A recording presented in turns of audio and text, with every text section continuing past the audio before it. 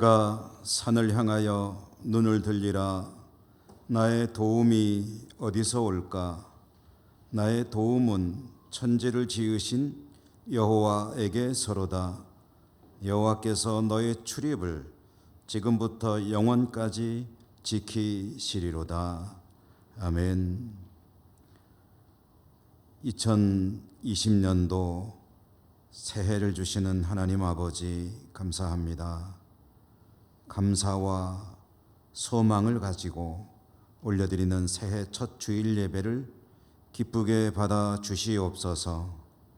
올 한 해도 연약한 저희들을 홀로 두지 마시고 임마누엘의 은총으로 함께하여 주시옵소서. 우리 구주 예수 그리스도의 이름으로 기원하옵나이다. 아멘.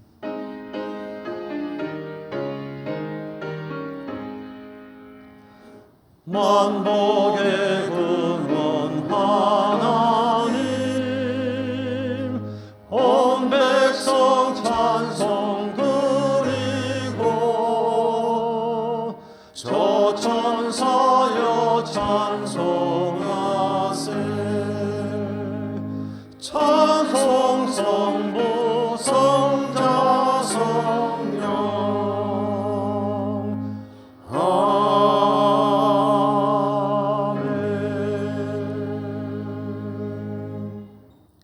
고백의 기도를 함께 드리시겠습니다. 새해, 새 주일, 새 아침을 주심에 감사드립니다. 희망 가운데 새해를 시작하면서 이 시간 하나님 앞에 머리를 조아리고 지난 한 해를 돌아봅니다.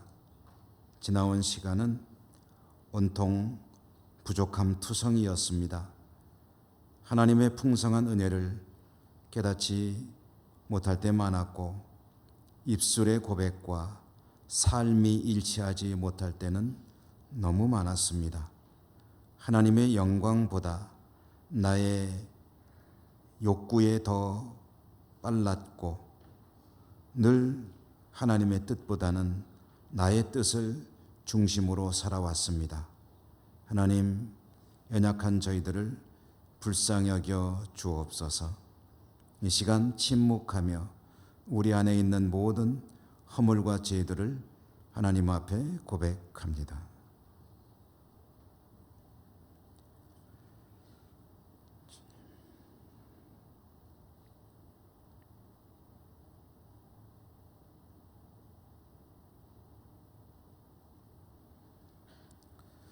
예수께서 이르시되 나도 너를 정죄하지 아니하노니 가서 다시는 죄를 범하지 말라 하시니라. 아멘. 찬송하리로다. 하나님 곧 우리 주 예수 그리스도의 아버지께서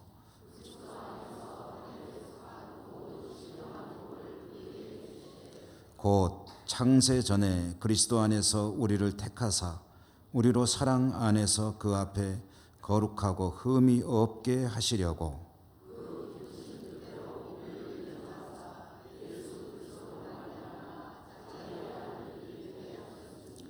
이는 그가 사랑하시는 자 안에서 우리에게 거저 주시는 바 그의 은혜의 영광을 찬송하게 하려는 것이라.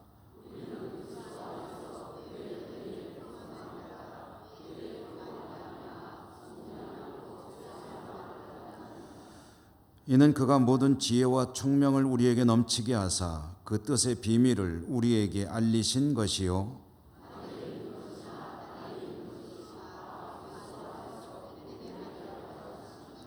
모든 일을 그의 뜻의 결정대로 일하시는 이의 계획을 따라 우리가 예정을 입어 그 안에서 기업이 되었으니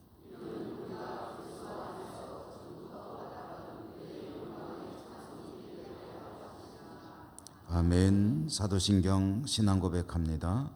나는 전능하신 아버지 하나님 천지의 창조주를 믿습니다.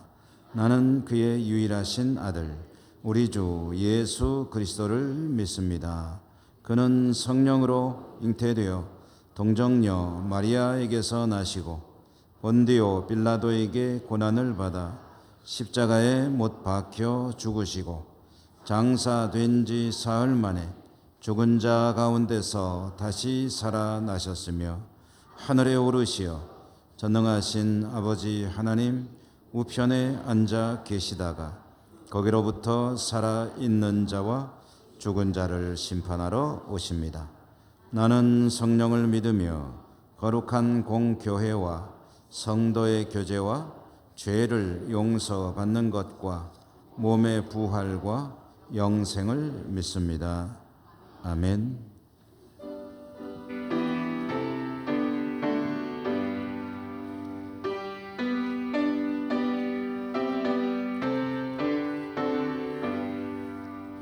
전능왕 오셔서 주 이름 찬송케 하옵소서. 영광과 권능의 성부여 오셔서 우리를 다스려 주옵소서. 항생한 성자여 오셔서 기도를 들으소서. 택하신 백성을 복 내려주시고 거룩한 마음을 주옵소서.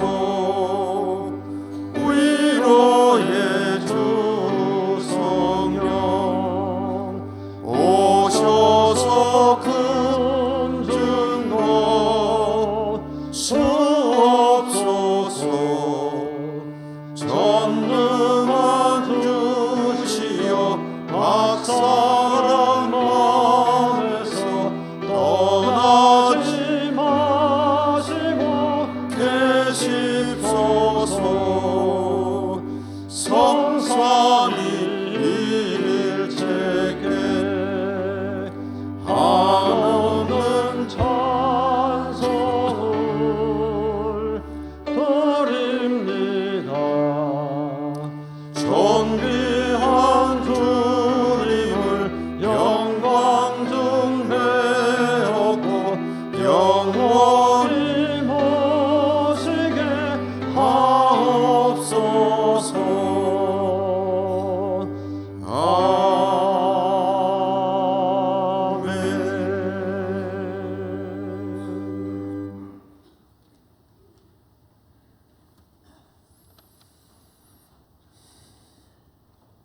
역사의 주관자 되시는 하나님 아버지, 지난 한 해를 주의 은혜 가운데 잘 보내게 하시고 희망찬 새해를 맞이하게 하시니 감사합니다. 다사다난했던 한 해가 가고 새해가 밝았습니다. 새해의 첫 주일 저희들이 주님을 예배하며 나아갑니다. 저희들의 예배를 기쁘게 받아주시고 금년에도 주 안에서 승리하는 복된 한 해가 되도록 인도하여 주옵소서. 지난해에 아픈 상처가 있었다면 이제 싸매 주시고 잊어야 할 일들이 있다면 기억나지 않게 하시며 선한 목자 되신 예수님의 은혜에 날마다 감사하며 살아가게 하옵소서. 너희는 이전 일을 기억하지 말며 옛날 일을 생각하지 말라. 보라, 내가 새 일을 행하리니 이제 나타낼 것이라.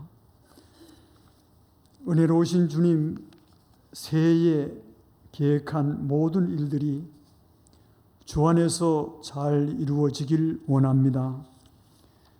우리 예천 교회에 속한 모든 가정들이 주의 응답과 확신 가운데 살아가기 원합니다. 구원받지 못한 가족이 있는 가정에게는 모든 가족이 주를 섬길 수 있는 복된 은혜를 주옵소서.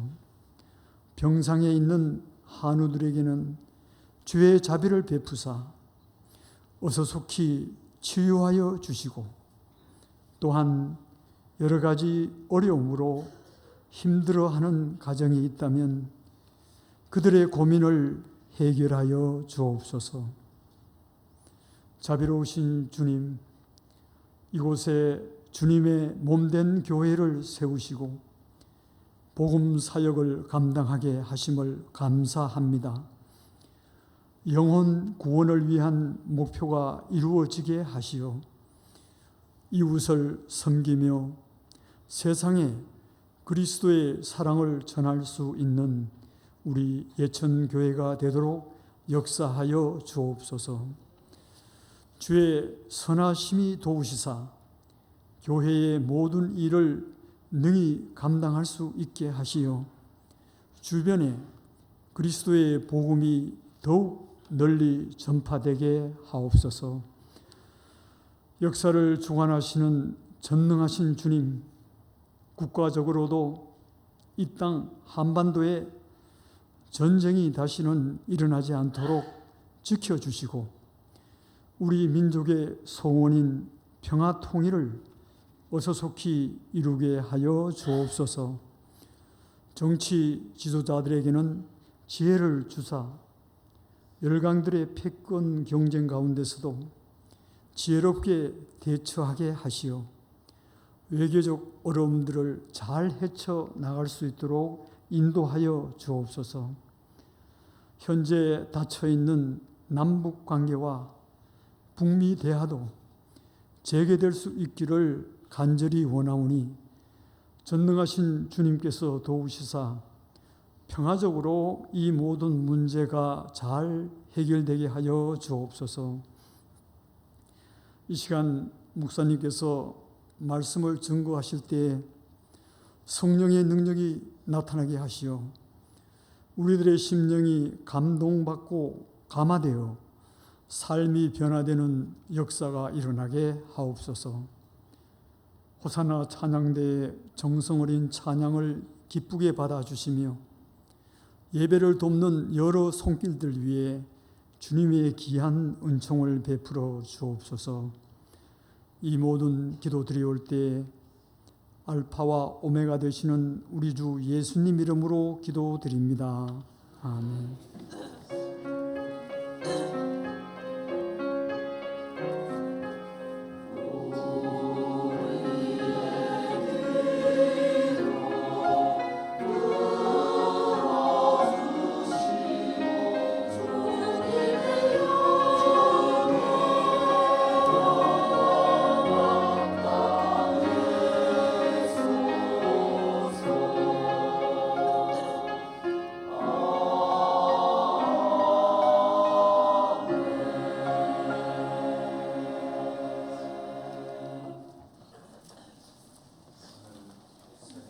주일에 주시는 하나님 말씀, 구약성경 느헤미야 2장 17절과 18절의 말씀을 봉독하겠습니다.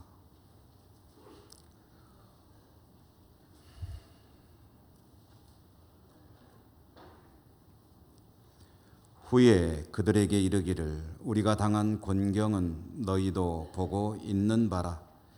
예루살렘이 황폐하고 성문이 불탔으니 자 예루살렘 성을 건축하여 다시 수치를 당하지 말자 하고, 또 그들에게 하나님의 선한 손이 나를 도우신 일과 왕이 내게 이른 말씀을 전하였더니 그들의 말이 일어나 건축하자 하고 모두 힘을 내어 이 선한 일을 하려 하매. 아멘.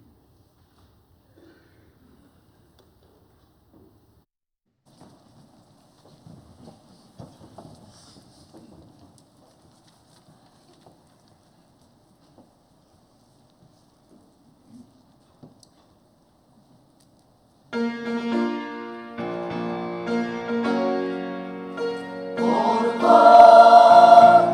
땅을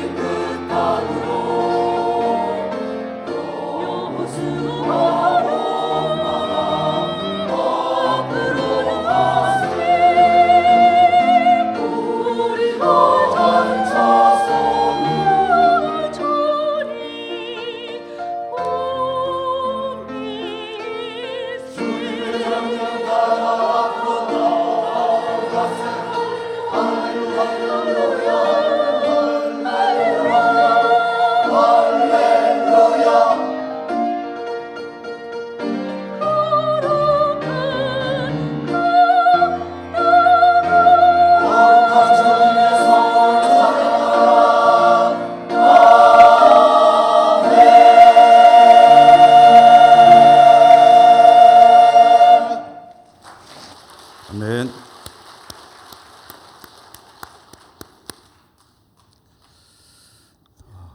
새해 첫 예배이므로 여러분에게 축복의 인사를 드리고 싶습니다. 하나님 은혜가 금년 한 해 항상 함께 하시고 풍성하시기를 기원합니다.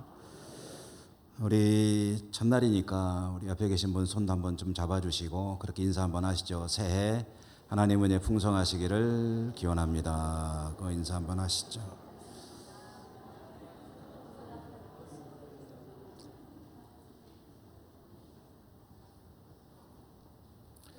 저 옆에 뭐라고 써 있습니까? 네, 이렇게 와글와글하지 마시고 다 같이 한번 읽어보겠습니다. 시작. 저것이 표어입니다. 우리 교회에 정해져 있는 표어는 하나님을 기쁘시게이면서 매년 총회에서 우리 교단 총회에서 정하는 저 표어를 가지고 일종의 실천 과제로 삼읍시다. 그래서 금년에는 말씀으로 더욱 새로워지는 교회요 성도가 되도록 힘써 봅시다 하는 그런 주제이고요. 저는 오늘 새해 첫 주일이기 때문에 이 말씀을 가지고 함께 잠시 은혜를 나누고자 합니다. 오늘날 식상하다시피 자주 듣는 이야기지만 한국 교회의 위기에 관한 이야기들이 자주 들려옵니다. 어제 오늘의 일이 아니죠. 이미 21세기 들어 이제 벌써 20년이 됐는데 20세기 말부터 시작된 이 한국 교회 위기론, 이것은 우리에게는 이미 해묵은 주제가 되었고 그래서 조금은 이제 무감각해진 이야기가 아니냐 하는 생각도 하게 됩니다. 한국 교회의 위기에 관한 이야기가 결코 기분 좋을 이야기도 아니고 또 들어서 좋은 이야기는 아니고 좀 부담이 될 수 있는 이야기지만 금년도 주제가 저와 같이 정해져 있기 때문에 저와 같은 주제와 관련해서 우리 말씀을 잠시 나누고자 하는 건데요. 한국교회 위기론, 위기에 대해서 이야기를 할 때 가장 이제 많이 이야기되는 것이 교인 감소에 대한 이야기입니다. 교회는 아무래도 좀 이렇게 흥하는 것 같고 부흥되고 좀 성도들도 많이 늘어나고 하는 것이 좋고 그동안에 쭉 그렇게 상승 곡선을 그려오던 한국교회가 언제부터 그 상승 곡선이 꺾이더니 실질적인 하강 곡선으로 들었다 하는 이야기들. 그 왜 그렇게 교회 성도들이 감소하고 있느냐라고 물어볼 때 가장 먼저 하는 이야기 중에 하나가 인구 감소 이야기를 듭니다. 전체적인 인구는 크게 감소하지 않지만 그러나 실질적으로 이제 출산율이 너무 낮아지고 그래서 인구 절벽이 다가오고 있고 우리나라의 출산율이 점점 낮아지더니 2018년도를 기준으로 0.98명이 되었다고 합니다. 이 0.98명이 됐다는 얘기가 무슨 얘기냐면은 아무래도 이제 출산은 여성들이 하는 것인데 여성 한 사람당 평생을 살아가면서 낳는 출산하는 아기의 숫자가 한 명이 안 된다는 얘기입니다. 이렇게 하다 보니 어린이들이 급속히 줄어들고 관련 산업들도 큰 변화가 있게 되고 교회도 이 아동부가 급격히 줄고 있죠. 우리 교단 자체 조사에 의하면 지난 10년간에 교회 학교 아동부 숫자가 40%가 줄었다고 합니다. 거의 절반 가까이 줄었는데 사실 좀 더 심각한 문제는 이렇게 아동들만 준 것이 아니라 30대 이하가 계속 줄고 있다. 그나마 50대, 60대, 70대의 숫자가 조금씩 늘어나 주기 때문에 이 30대 이하가 줄어드는 것이 크게 표시가 안 나는데 이 어느 날 갑자기 교회가 급격히 주는 충격으로 다가오게 될 것이다. 이런 이야기들을 하고 있습니다. 지금은 우리 교회를 떠난 어느 부목사님, 우리 교회과 함께 이제 목회자들은 뭐 밖에서든 안에서든 만나면은 이런 이야기들을 자주 나누게 됩니다. 교회의 위기, 또 교인들의 감소 추세. 근데 이제 그 부목사님과 함께 이야기하던 중에 이런 주제로 이야기를 나누는데 그 부목사님이 저한테 이제 이런 말을 하더라고요. 지금도 제가 생각이 나는데 저한테 하는 말 그대로 옮겨보면 목사님께서 목회하시는 동안에는 그래도 괜찮을 것 같아요. 그런데 제가 목회할 때는 큰일입니다. 그러더라고요. 제가 그 말을 듣고 좋아해야 할까요? 어떻게 될까요? 야, 내가 목회하는 동안에는 그래도 교회가 어느 정도 유지될 거니까 다행이다라고 생각해야 될까요? 여러분, 그리고 이제 이런 이야기를 좀 우리끼리니까 좀 나누고 싶습니다. 우리 교회에 이런 성도들의 감소 추세가 정말 인구가 감소하는 것이 근본적인 원인이냐? 출산율 저하, 아동들의 숫자가 급격히 줄고 있는 것이 정말 근본적인 원인이냐? 이렇게 질문을 해본다면 어떨까요?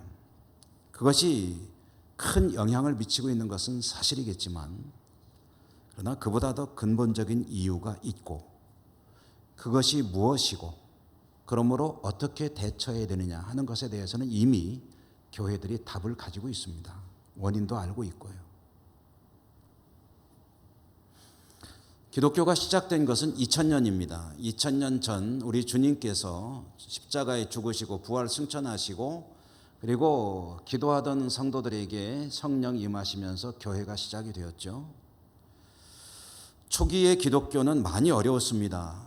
그러나 잘 이겨냈고요. 주후 4세기 정확히 313년에 기독교가 신앙의 일종의 자유가 허락이 되어 공인이 되어 이제 예수 믿는 것이 자유롭게 되어지고 조금 더 시간이 지난 다음에는 아예 로마라고 하는 당시 세계를 지배하던 나라의 국교가 되었습니다. 그 이후로 약 한 1200년 가까이 교회는 세상을 움직이는 가장 큰 세력 중에 하나가 됐습니다. 교회를 빼놓고 아무것도 이야기할 수 없는 그런 시대가 1000년 이상 지속이 되었습니다. 이렇게 교회가 막강한 힘을 가지고 세상을 좌지우지할 때에 자연스럽게 따라오는 현상이 뭐냐면 교회의 변질이었습니다. 부패와 타락이었죠. 그런 모습을 애통해하던 사람들이 많이 있는데 문제 제기를 하던 사람들도 많이 있는데 그러다가 1517년에 루터라고 하는 독일의 이 가톨릭 신부 한 사람이 질문을 했습니다. 95가지였습니다. 그로 인해서 기존의 가톨릭과는 노선을 다르게 하는 새로운 기독교 교파가 출범하게 되었는데요. 그것이 바로 개신교죠. 개신교가 시작하면서 그 시작의 이유가 된 불꽃이 된 그 질문이 뭐냐 하면은요. 왜 교회가 성경을 떠나 있느냐라는 것이었습니다. 우리 신앙의 기독교 신앙의 시작과 끝과 근본과 뿌리와 모든 것은 성경에 근거하는 것인데 왜 교회는 지금 이렇게 변질이 되어서 성경과는 상관없는 인간의 집단이 되어버렸느냐라는 것이 루터의 질문의 요점이었고요. 그러므로 루터를 비롯한 종교 개혁자들이 내세운 테마는 모토는 뭐냐면 오직 성경이었습니다. 성경으로 돌아가자. 성경으로 돌아가야 교회가 교회다워질 것이요 새로워질 것이요. 이것은 처음에 이와 같은 운동을 펼친 것은 새로운 어떤 종교를 만들기 위함이 아니었습니다. 기독교가 변질이 되었으니 바로 잡아야 합니다. 다시 원래 기독교로 돌아갑시다라는 것이었는데 그렇게 응해주지 않는 기존의 교회를 두고 새롭게 시작된 이 개신교가 추구하고 지향하는 바는 그러므로 오직 성경 그것 하나였습니다. 자, 오늘 우리가 봉독한 이 말씀으로 와볼까요? 오늘 우리 교단 표의 주제 말씀 느헤미야 2장 17절로 되어 있는데 저는 18절까지 읽었습니다만은 금년도 우리 교단이 추구하는 그런 이 주제의 근거가 되는 말씀으로 이 말씀을 이제 상정을 한 건데요. 오늘 우리가 봉독한 이 본문은 느헤미야라는 사람의 이야기입니다. 하나님께서 느헤미야라는 사람을 통해 어떻게 일하셨는가, 그에게 어떤 은혜를 베푸셨는가 이런 이야기들이 있죠. 그리고 그의 삶을 통해서 무엇을 계시하시는가. 자, 그러면 느헤미야라는 사람은 어떤 사람이었을까? 느헤미야는 이스라엘 나라가 남과 북으로 나뉘었다가 북왕국이 먼저 망하고 남왕국이 나중에 망하고 어차피 둘 다 망했는데 망한 남왕국 유다 왕국의 유민으로 페르시아에 살고 있었습니다. 망한 나라의 유민으로서 다른 나라에 그것도 막강한 제국에서 살게 되면서 그는 최고의 관직까지 올라간 성공한 입지전적인 인물이었습니다. 그의 직책은 성경에 보면 술 맡은 관원이라고 되어 있는데 이게 뭐냐? 요즘에 우리가 이해할 수 있는 직제, 공직, 관직 이런 것으로 가장 비슷한 직제를 찾아본다고 한다면 대통령 비서실 정도라고 할 수가 있겠습니다. 그런데 성경에 보면 그가 늘 황제 곁에 있었다라는 것에서 보면은 그냥 평범한 비서관이 아니라 비서관 중에 우두머리인 비서실장 정도 되는 사람이었다라고 볼 수가 있습니다. 대단한 출세를 한 것이죠.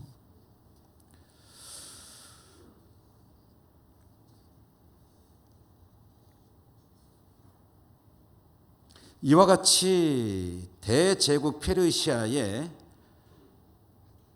술 맡은 관원, 그러니까 비서실장격인 그런 크게 출세한 사람이니 얼마나 그의 삶이 분주하고 바쁘고 생각할 것도 많고 할 일도 많았겠습니까? 그런데 성경에 보니까 그가 그렇게 살아가는 중에도 늘 잊지 않고 기억하고 관심을 두고 있었던 일이 뭐냐면 그의 망한 조국 이스라엘 유다 왕국의 일, 그리고 그 도성 예루살렘에 관한 것들, 이런 것들에 대해서 그는 촉각을 곤두세우고 있었다. 그러다 어느 날 자기 조국 예루살렘에 다녀온 한 사람으로부터 소식을 듣게 되는데 그 소식을 들은 이 느헤미야는 그냥 무너져 내렸습니다. 통곡을 했습니다. 왜냐하면 들려오는 소식이 너무나도 가슴 아픈 이야기였기 때문입니다. 내용은 그의 조국인 유다 왕국, 그 중에서도 핵심인 예루살렘, 하나님의 성전이 있고 하나님의 백성들이 하나님을 모시고 살아가던 중심 도시인 그 예루살렘이 폐허가 된 지가 벌써 많은 세월이 흘렀는데 정확히 얼마나 되는지는 몰라요. 그렇지만 수십 년이 지났는데, 그런데 그 망가진 도성 예루살렘이 그대로 방치가 되고 있다는 소식을 들은 겁니다. 아마 잡초들이 우거지고 들짐승들이 돌아다니는 그런 폐허와 같은 도시가 되었던 모양입니다. 이런 이야기를 들었을 때 페르시아에 살던 많은 유민들 가운데 어떤 사람들은 이미 망한 나라인데 어쩌겠나, 지금 우리가 할 수 있는 게 뭐가 있겠나라고 포기하고 그냥 혀만 쯧쯧 찼을지 모를 터인데 느헤미야는 달랐습니다.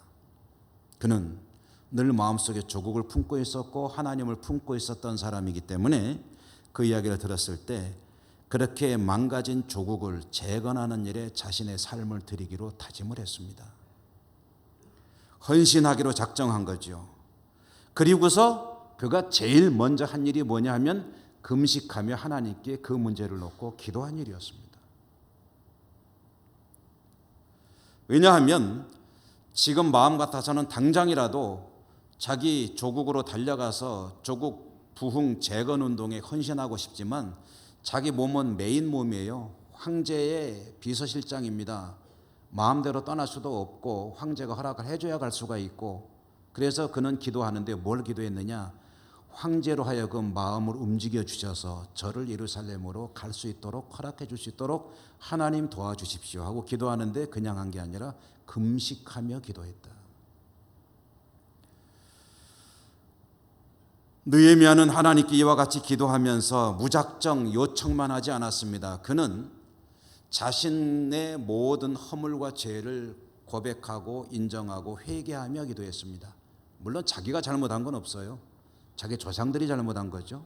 그러나 그는 그것이 자신과 조상들의 잘못이라는 것을 인정하고 고백했는데 어떤 잘못이었느냐? 하나님께서 말씀하시기를 이스라엘 백성들에게 우리 조상에게 말씀하시기를 너희가 내 말을 잘 듣고 잘 지켜 행하면 복을 받을 것이나 만약에 내 명령을 떠나서 살게 되면 비참하게 흩어져서 어디서 어떻게 사는지도 모르는 그런 운명으로 살게 될 것이다 라고 예고해 주셨는데 하나님 아버지 우리 조상들이 그것을 잘 알면서도 하나님을 떠나 살고 있었습니다. 그러므로 오늘 이렇게 된 것을 알고 있습니다. 하나님 회개합니다. 우리 조상들의 잘못과 저의 잘못을 회개합니다. 이렇게 하나님께 회개 기도를 드리면서요 동시에 그는 청원했습니다. 간구한 거죠. 무엇입니까? 그런데 그때 하나님께서 말씀하시기를 너희가 내 말을 떠나면 그와 같이 내가 너희들을 징계하겠거니와 만약에 나중에라도 다시 마음을 돌이키고 돌아온다면 내가 먼 곳에 이것저것 흩어져 있는 너희들을 다 다시 모아가지고 내가 약속을 주었던 그 땅에 다시 모여 살 수 있도록 하겠다라고 말씀하셨사오니 하나님 아버지 도와주십시오.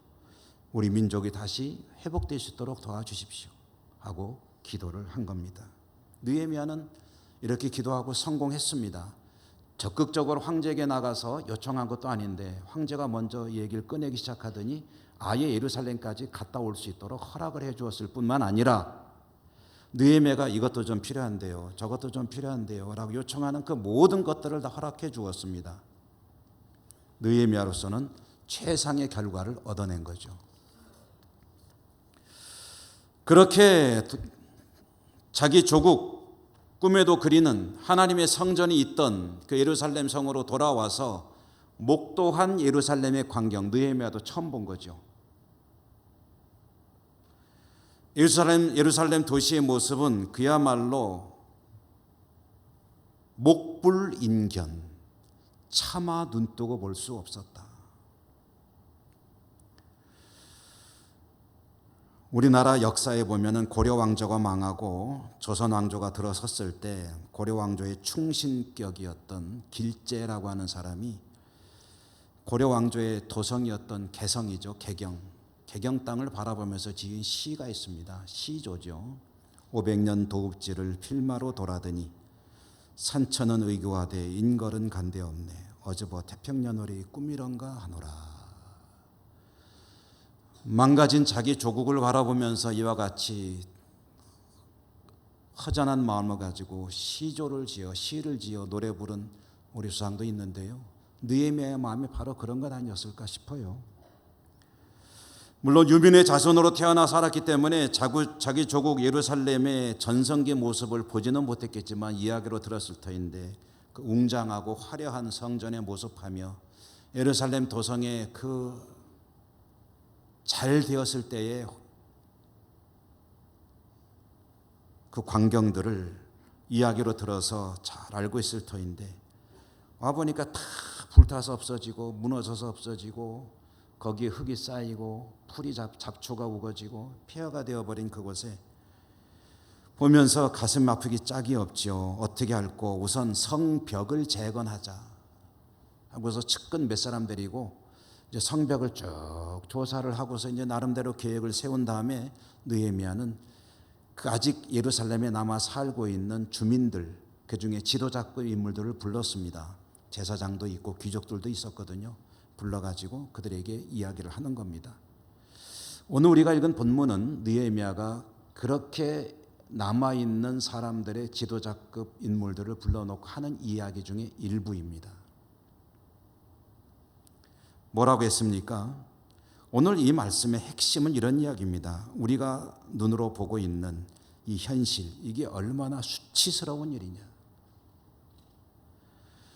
당신들도 눈으로 똑똑히 보는 이 광경 얼마나 부끄러운 일이냐. 자, 중요한 것은 그러나 지금이 아니라 앞으로다. 이런 수치스러운 일을 우리가 또 당해서는 안 될 거 아니냐. 여러분 산호라면 그런 일들이 있지 않습니까? 저도 그렇습니다. 여러분도 아마 그러실 겁니다. 인생을 돌이키다 보면 그때 그 생각만 하면 어디로 숨고 싶고, 만약에 내가 다시 살 수만 있다면 그 일만은 절대로, 그런 실수는 다시는 반복하지 않을 거야 하는 그런 일들이 있지 않습니까? 느헤미야는 우리 민족이 이와 같이 수치스러운 모습으로 살게 된 것은 왜 그런지 당신들도 잘 알고 있고, 그리고 지금 이 현실을 똑똑히 보고 있지 않느냐? 중요한 것은 이런 일이 반복돼서는 안 되지 않겠느냐? 느헤미야는 그 이야기를 하면서 자기가 하나님께 기도한 이야기, 황제가 역사했던 이야기, 하나님이 이 소원을 가지고 기도했더니 어떻게 도와주셨는지 그 간증을 이야기하고 하나님 말씀을 또한 그들에게 들려줍니다. 요점은 뭐냐면 우리가 하나님께 돌아가자, 하나님이 도와주시고 회복시켜 주실 것이다 하는 이 얘기를 하는 거죠. 그런데 그 이야기를 듣던 지도자급 인물들이 힘을 냈습니다. 일어섰습니다. 그리고 우리가 하나님의 도성을 다시 건축합시다 라고 느헤미야의 그 요청에 같이 공감하고 같이 뜻을 모으기로 작정을 하는 거죠. 여러분, 유다 왕국 이미 망해버린 나라, 그러나 재건할 수 있는 가능성은 얼마든지 있었고 그 핵심 또한 간단했습니다. 그들이 하나님의 말씀을 떠났기 때문에 그러한 어려운 환경 속에 처했다면, 그 어려운 환경을 벗어나려면 어떻게 되느냐? 다시 하나님께 돌아오면 되는 겁니다. 하나님 말씀으로 돌아오면 되는 거예요. 단순합니다. 어떤 아이가 집에서 살다가 마음에 안 드는 것이 너무 많아. 엄마 아빠가 너무 싫어. 그래서 집을 떠났다고 합시다. 집을 떠났더니 나가보니까 이게 현실의 삶이 보통이 아닙니다. 고생하다가 이제 어떡할꼬 할 때 여러분 대책은 뭡니까? 이런 어려움을 벗어나려면 어떻게 하면 됩니까? 간단합니다. 집으로 돌아오면 됩니다. 그 이야기가 누가복음 15장에 나와 있지 않습니까?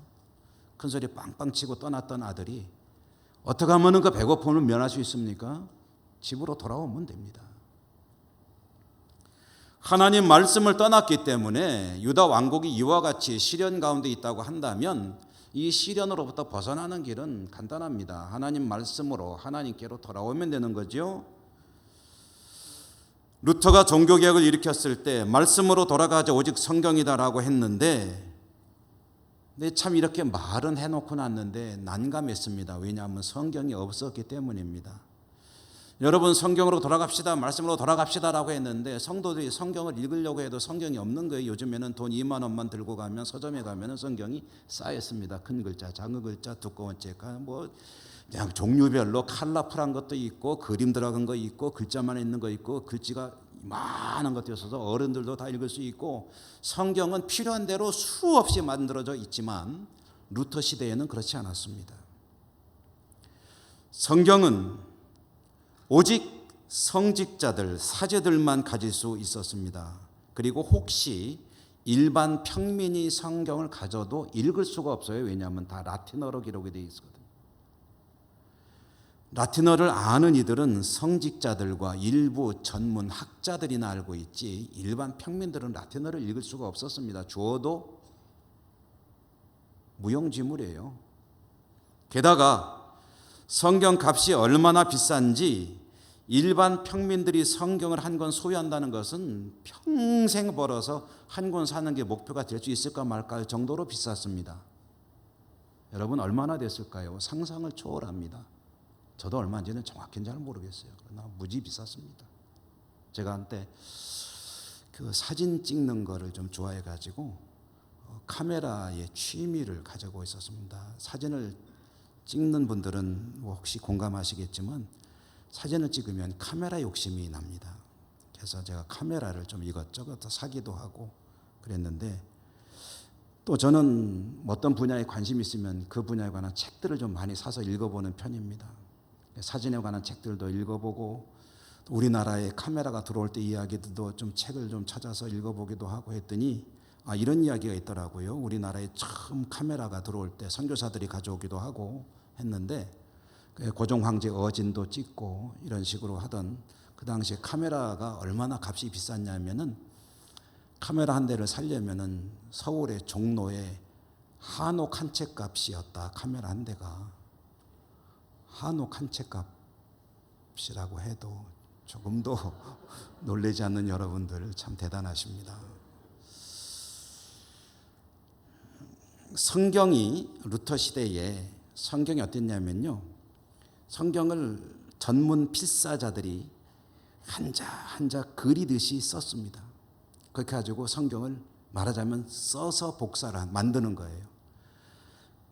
그 쓰는 글씨가 엄청나게 정교해가지고 이게 인쇄한 건지 쓴 건지 알 수 없을 만큼 기가 막히게 썼고요. 또 아름다웠습니다. 종이도 최고로 좋은 종이에다가 그렇게 하면 또 글씨만 쓰느냐, 그림도 주변에 아주 싹 아름답게 그리고 또 거기에다가 컬러풀하게 채색도 할 뿐 아니라 어떤 것들은 금으로 쫙 휘감기도 하고 했습니다.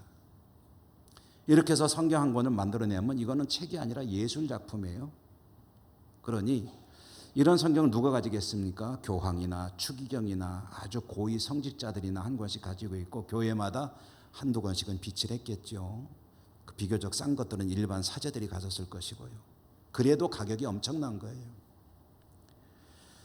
오직 성경으로 성경을 읽어야 합니다. 성경으로 돌아가야 합니다. 라고 하지만 이 일반 성도들이 성경을 읽을 방법이 없고 살 수도 없어요. 혹시 있어도. 그때 루터가 제일 먼저 한 작업이 뭐냐면, 성경을 백성들에게, 성도들에게 돌려주기 위해서 라틴어로 된 성경을 그들의 말인 독일어로 번역을 했습니다. 그때 마침 또 뭐가 발명이 됐냐면 구텐베르그의 인쇄술이 발명이 됐어요.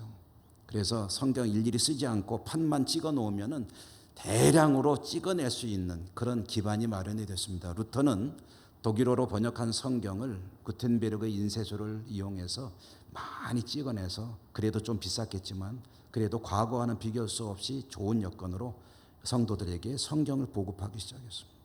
성도들이 성경을 읽었습니다. 이제는 가톨릭 사제들이 가르쳐 주는 대로가 아니라, 그들의 교리대로가 아니라 하나님께 주시는 말씀을 직접 대하면서 읽을 수 있게 되었습니다. 그러면서 그들은 영적으로 눈이 뜨여지게 된 것이죠. 그리고 종교개혁은 탄력을 받게 된 것입니다.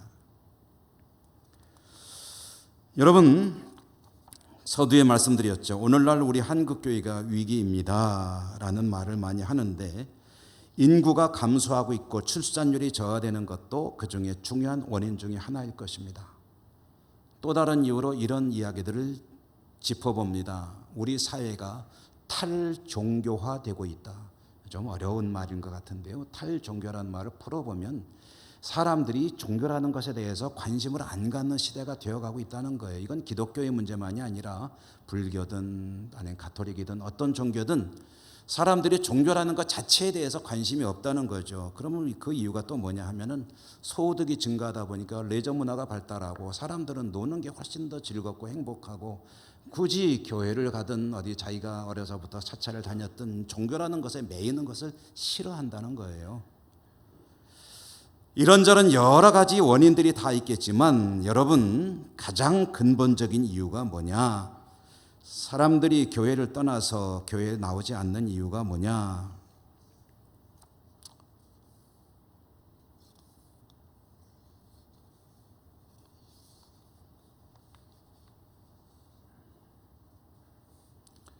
교회 학교 아동들이 줄어들고, 특별히 30대 이하의 젊은이들이 줄어들고, 어른들이 그나마 빈자리를 메꿔서 현상 유지는 하는 것 같이 보일지 모르나 언제 어떻게 될지 모르는 위기를 향해 달려가고 있는 이 한국교회의 위기 상황의 원인이 뭐냐, 근본적인 원인이 뭐냐라고 할 때 솔직하게 우리끼리 얘기합시다 할 때는 뭐라고 그러냐면은 한국교회는 너무 성경으로부터 멀어져 있습니다. 이 이야기를 하는 겁니다. 교회가 너무 세속화되어 있습니다. 세상과 다른 게 별로 없습니다.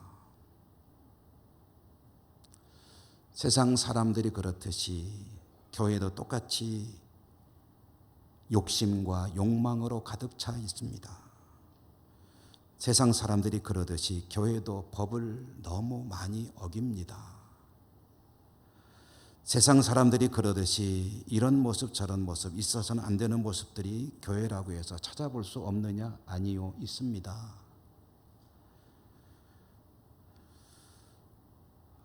이런 이야기들을 하는 거죠. 여러분, 2020년 새해를 맞이하면서 우리는 말씀으로 새로워지는 교회를 소망하고 교회와 성도가 새로워지기를 다시 한번 선언하는 건데요.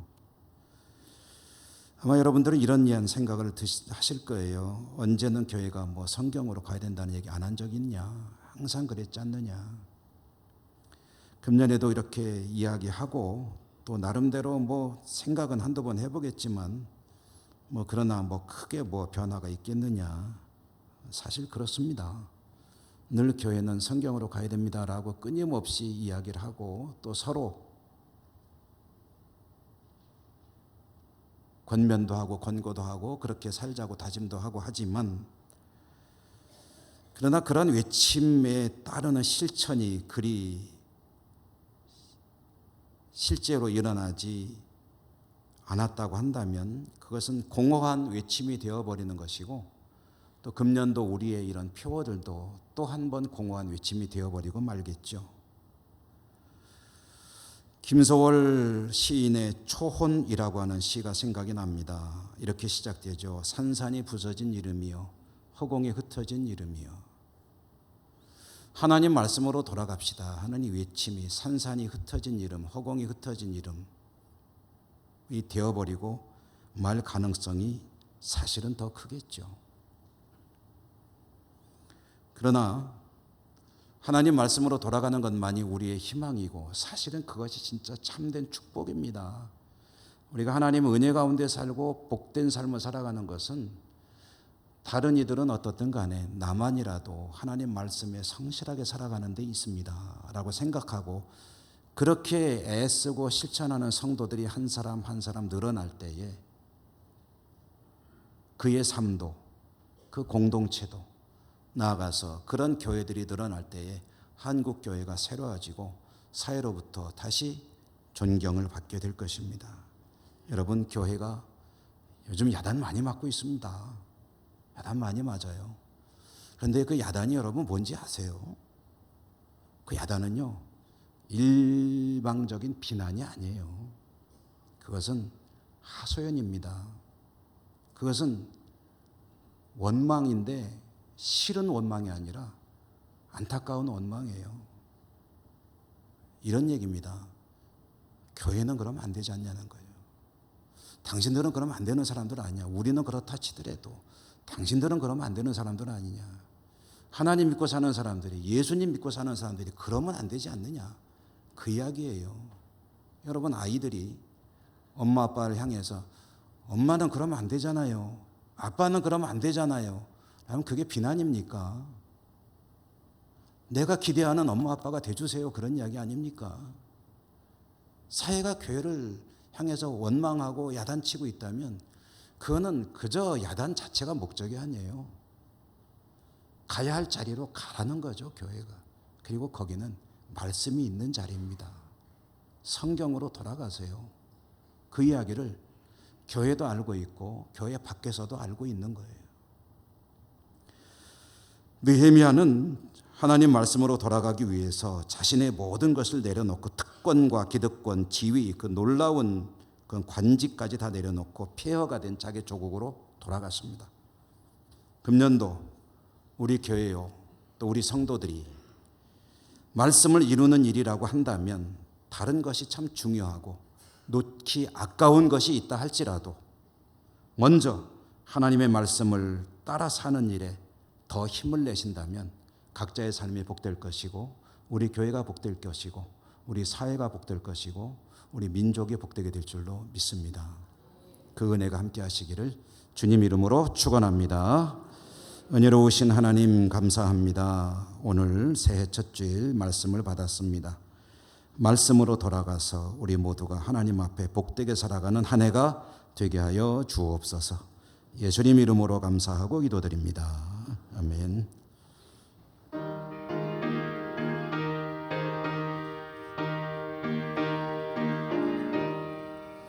주의 말씀 듣고서 준행하는 자는 반석 위에 터닫고 집을 지은 같아.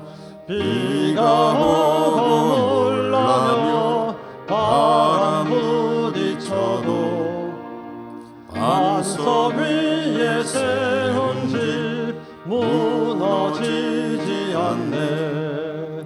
잘 짓고 잘 짓세 우리 집 잘 짓세. 만세 반석 위에다 우리 집 잘 짓세. 주의 말씀 듣고도 행치 않는 자는 모래 위에 터닫고 집을 지은 같아. 비가 오고 물나며 바람 부딪힐 때 모래 위에 세운 집 크게 무너지네.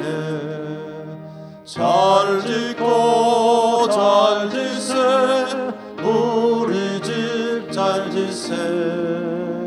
만세 반석 위에다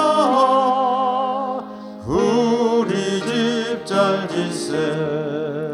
세상 모든 사람들 집을 짓는 자니 반석 위가 아니면 모래 위에 짓네.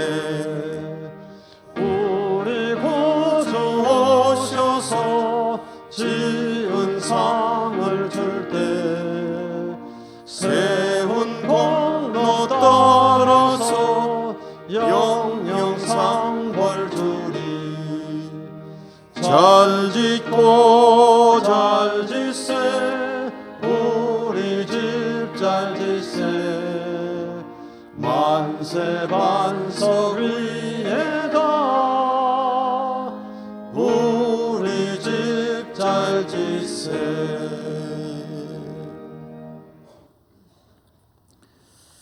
사랑의 하나님 감사합니다. 한 해를 주시고 또 새해 첫 주일을 말씀으로 다짐하며 결단케 하심에 감사합니다. 주신 말씀대로 승리하는 저희 모두가 되게 해 주옵소서. 금년 한 해가 말씀으로 바로 세워지고 말씀 가운데 행하며 말씀을 실천하는 복된 한 해가 될 수 있도록 성령님 도와주시고 인도해 주옵소서. 하나님 앞에 나오며 오늘도 저희들은 예물을 가지고 나왔습니다. 믿음으로 감사로 우리의 소원을 담아 올려드리는 이 예물을 하나님 기쁘게 받아주시고 드리는 손길마다 축복하여 주시되 넘치는 복으로 채워 주옵소서. 예수님 이름으로 감사하고 기도드립니다. 아멘.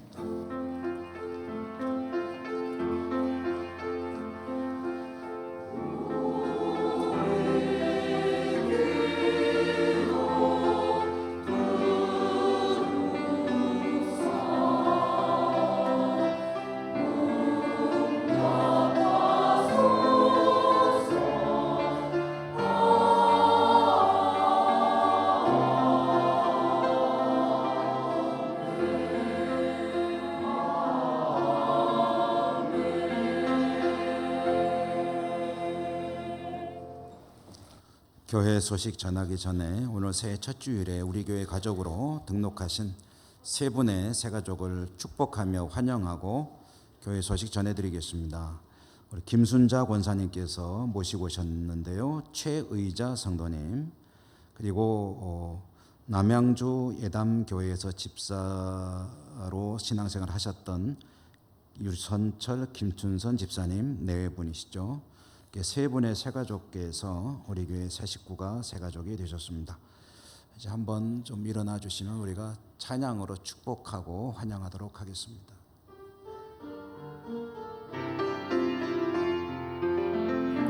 주의 사랑으로 환영합니다. 주의 사랑으로 환영합니다.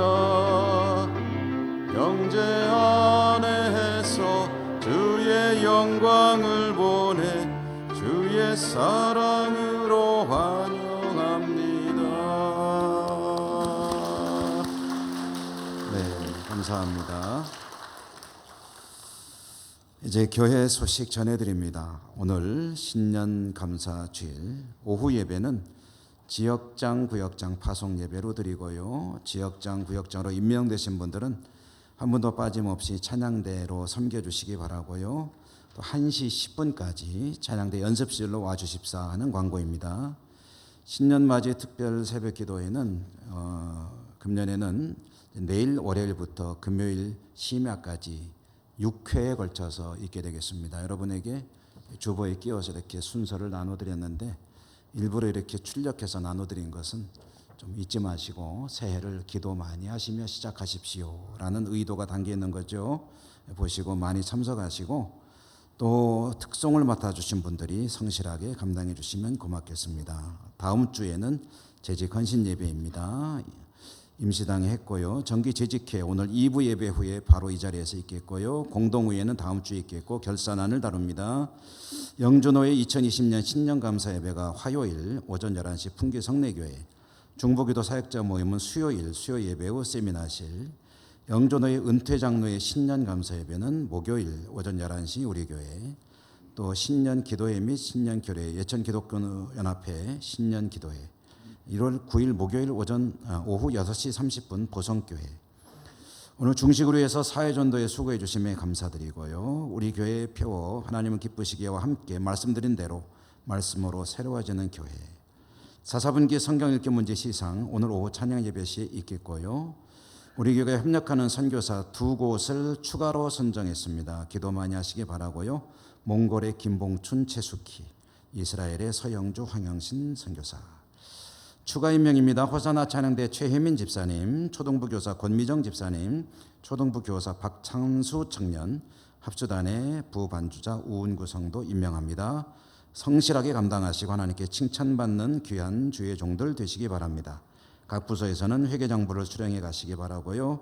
교우동정 권오순 집사님, 저 보문 보건소에 근무하시죠. 6급으로 승진했다는 소식 축하드리고, 또 정년 퇴임 예천군청의 조동식 안수집사님 퇴임하시며 녹조 근정 훈장을 수상했습니다. 그리고 이제 이렇게 무사히 퇴임하게 된 것을 감사하며 하나님께 감사드리고 우리 교우들에게는 떡으로 대접을 하신다고 합니다. 그래서 나가는데 떡 나눠드릴 거예요. 그러면 떡 받으시고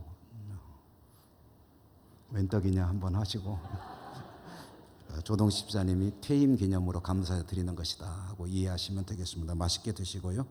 이혜숙 집사님 입원하셨다 퇴원하셨습니다. 예. 자, 우리 곁에 계신 분들하고 인사하겠습니다. 사랑합니다. 축복합니다. 새해 말씀으로 승리하시기 바랍니다.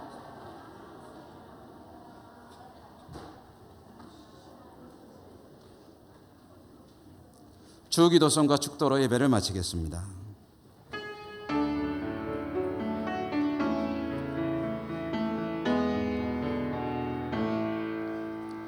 하늘에 계신 아버지 이름 거룩하사 주님 나라 임하시고 뜻이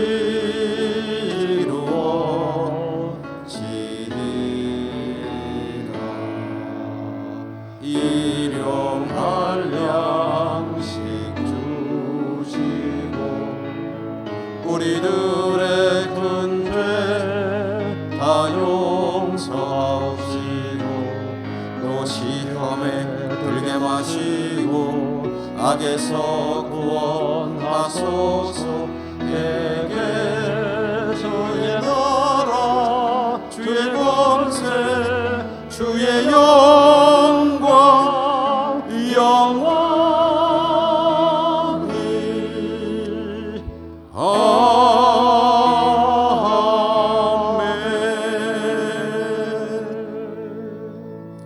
사랑의 하나님, 새해 첫 주일 하나님 앞에 예배드리고 또 세상에 살게 될 주의 백성들 축복하소서. 늘 하나님과 동행하며 말씀에 근거한 복된 삶이 될 수 있도록 인도하시고 축복해 주옵소서. 하나님, 우리 조국을, 우리의 전 땅을, 우리 한국교회를, 우리의 전 교회를, 해외 선교지를 흩어진 우리 가족들을 축복하시고 병상의 환우들에게 긍휼과 자비를 베풀어 주시옵소서. 예수님 이름으로 감사하고 기도 올리옵나이다. 아멘. 주 예수 그리스도의 은혜와 하나님 사랑과 성령의 교통하심이 주의 백성들 머리 위에, 저들의 한 해의 모든 삶의 현장 위에 항상 함께 하시옵기를 축원하옵나이다. 아멘.